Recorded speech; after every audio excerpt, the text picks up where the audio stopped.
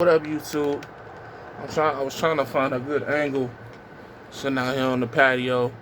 I was trying to set the camera up to where the sun isn't affecting the video too much, but oh well. I'm gonna be squinting in the video because the sun is like I had a cloud, but the sun is directly in mine. I think my shades is in the van, so I don't feel like walking downstairs. Even though going up and down the stairs is getting easier. I will say that. Fat nigga problems. But anyways, wanted to talk to you in this video. I seen somebody say, I can't remember if it was on another channel, I think, where somebody said something to the effect of, well, all I talk about is money. All the advice that I quote unquote give is very simple advice. It's very I'm not out here really giving out no real giblets, you know what I mean? And I definitely feel like it was said in a way to be offensive, like I don't know what the fuck I'm talking about. But, really it was everything but that to me, and like it just let me know that cats just don't get it. They still don't get it, you know what I mean? And as long as there are cats who don't get it, it is what it is, I guess, I talk about money so much because that's all that matters. That's the only thing that matters in this game, this trucking industry, bro. Like, cats will get out here and talk about all this other shit, which is important, I do believe, but ain't nothing as important as the ability to manage your money when it comes to running a business. Like, that's just it. I don't give a fuck about none of that other shit you talking about. I don't care what you own, what you leasing. If you don't have the ability to productively budget and manage a certain amount of money on a month-to-month, quarter-to-quarter, year-to-year basis successfully, you will not last long. Which is why majority of the time I get up here and I say, it don't matter what you do, whether you leasing a truck, buying a truck cash, getting an authority, like you have to, it's more of it, it's more that goes into it. And that's all I be saying. And a lot of people, they assume that that is common sense. In a lot of circles it is, but you have to understand not everybody come from the same circle. Not everybody has the same financial literacy. And the same in a perfect world, the people that don't have the financial literacy to know these things wouldn't have an opportunity to be able to lease a truck. They wouldn't have an opportunity to jump in a truck and run a business and start making this type of money because they just don't have the common sense or the knowledge to, even get approved for it doing it the traditional way. But in a economy and in a system where anybody with a pulse, for the most part, can lease a truck, these are the things that I feel have to be reiterated, have to be said over and over and over again. You have younger and younger crowds of people who are getting in lease trucks. You have more inexperienced. I mean, look at a lot of these leases. You have cats who are signing up for leases. I remember when I was at Trans Am, fresh out of the CDL school from CRST, none of us had any driving experience. You had cats that were signing 4-year lease agreements before they even had any training. Brand new Kenworth, I think it was a 2016 Kenworth at the time, bro, had signed up for back then. Y'all remember that video? Had the 2 TV screens in it, the direct TV joint. Bro ain't know what he was doing. He ain't know how to back a truck. He ain't never delivered no load, nothing, but he had already signed up for a brand new Kenworth that was probably $150,000. So when it's that easy for anybody to sign up for a lease, the common sense things that people just think and assume that everybody know, they have to be said and be reiterated in the way that I'm saying. And I know my audience, I know the crowd of people who watching me. You know what I mean? I know I don't have no 30 to 40-year-old second and third generation truck drivers on my channel. They watching all the other channels. I ain't gonna be specific, but they watching the other channels. You know what I mean? They watching the more traditional trucking channels, we'll say that.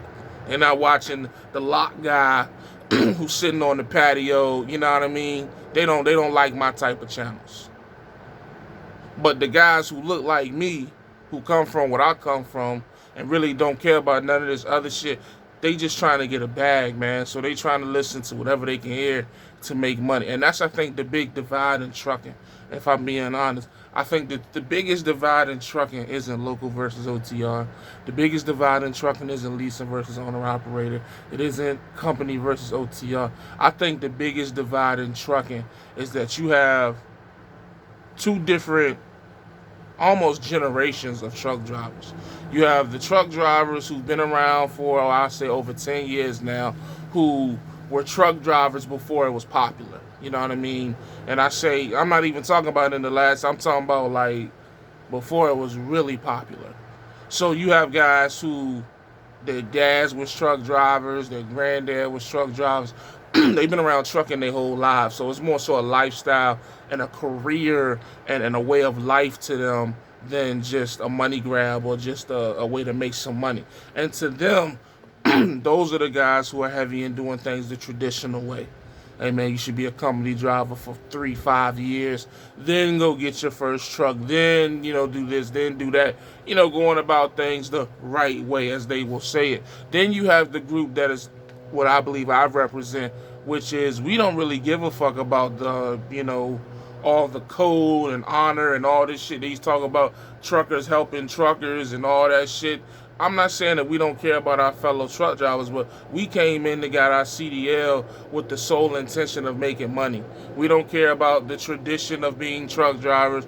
We don't care about, 15 years ago. We don't care about none of that shit. We just care about making the most money we can make right now, and that's it. And I think that's the big divide in trucking. I think you got the young guns who are between 20 and I'll say 20 and 30, who are just trying to, make whatever money they can make, lease trucks, whatever may have you. And then you got the old school guys who've been doing it for a while, and they just feel like anything that's different from what they doing is the devil. And I honestly believe that's what the huge divide in trucking is. I don't think it got nothing to do with nothing else. You know what I mean? Because 9 times out of 10, when you look at the two sides, one of them is probably 45 years old, a Republican, with a wife and 2 kids, but about the same wife, been paying their taxes, outstanding citizen, blah blah blah. The other is 23 years old, don't know nothing, and just trying to make some quick money. The ideologies, the mindsets are not even close to being the same. So of course they're gonna do different shit. Of course they're gonna look at shit different ways. You know what I mean? Hell, watching my journey, watching my YouTube, you guys have watched me transition from the thinking of back in 2015 of was I in 2015? It's 2021. So that was 6 years ago. From the thinking of a 24-year-old to now I'm about to be 31. You watch my thinking change. So what you think gonna happen when you got a 23-year-old that's leasing a truck making $3,500 a week trying to talk to somebody who's been, doing it for 15 years? You ain't gonna better tell them nothing. So that's to me the big divide. But anyways, I don't know where I was going with that. That just kind of just came out of left field. Hold on, let me think. Yeah, that's really all I got, man. I kind of drew a blank there. You know what I'm saying? I just feel like people should just,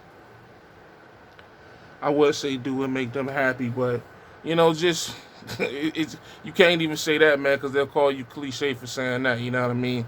But, at the end of the day, that's really why I talk about the numbers so much.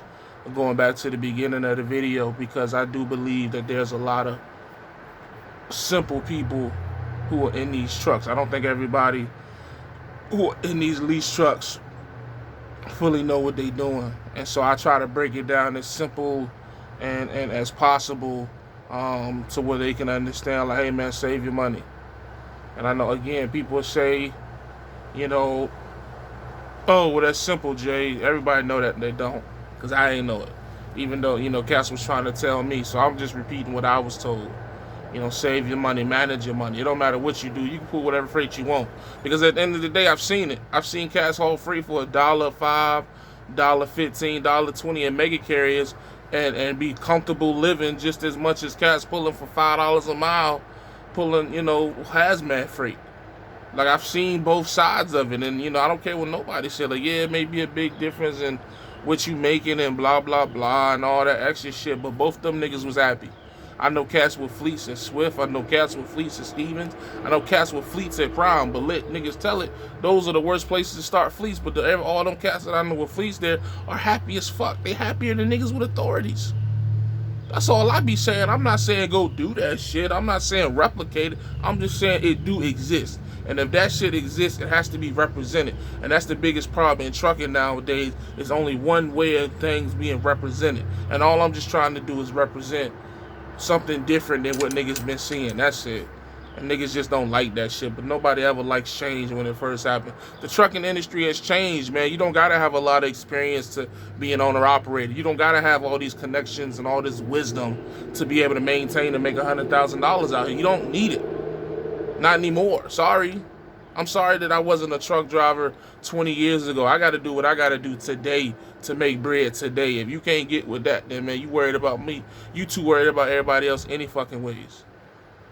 Because I don't know where y'all be fine. I only got 3 trucks, and then VL do majority of the work when it comes to the paperwork and them trucks. I still can't find the time to worry about other niggas the way y'all be worried about my situation. That should be crazy as fuck to me.